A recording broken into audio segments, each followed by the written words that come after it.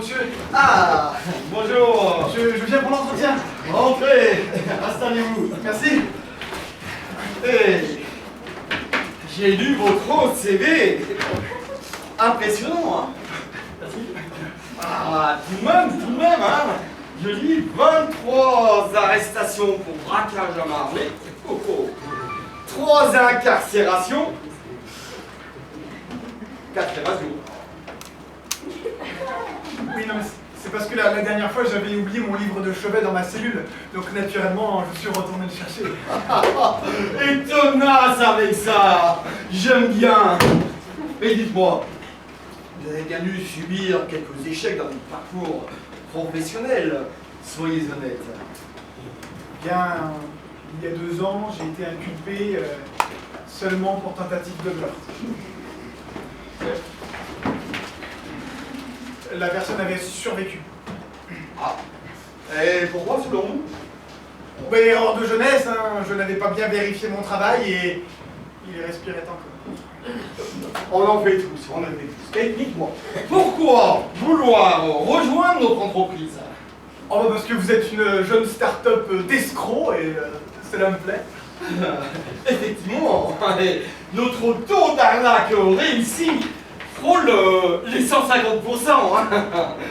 Vous pratiquez les langues étrangères? Oui, 2, le dealer et l'homme politique. Parfait. Dans le marché des sans-scrupules, c'est primordial.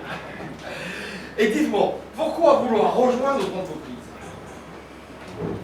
Oh, bah, parce que je suis escroquerie. Hein. Vos motivations?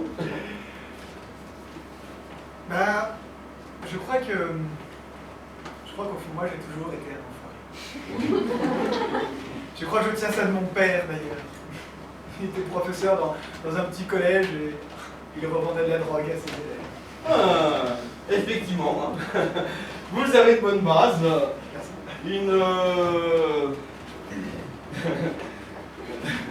Une formation? Oh bah l'une des meilleures, hein. Je fais sciences politiques, l'ENA. Pas mal. Quelle spécialité? Spécialité à vue de biens sociaux, détournement de fonds publics, et en dernière année j'avais même une option au trucage des urnes. Et comment voyez-vous votre progression chez nous? On bien commencer par la base, hein, la vente de drogue à la sortie des écoles primaires, et puis un à un gravir les échelons pour peut-être finir député ou ministre. Ah. Et quelles sont vos qualités pour ce poste? Eh bien, le mensonge et la vénalité. Vos défauts? Parfois, il m'arrive d'éprouver de la pitié. C'est normal, oui, c'est normal. Mais ne vous inquiétez pas, on vous formera. Allez, racontez-moi une de vos expériences la plus marquante, celle dont vous êtes le plus fier. Eh bien, quand je suis sorti d'école avec un copain, on avait monté un petit business. On vendait des freins de voitures trafiqués pour Marie Cocu. Ah. Pas mal. Des compétences en informatique?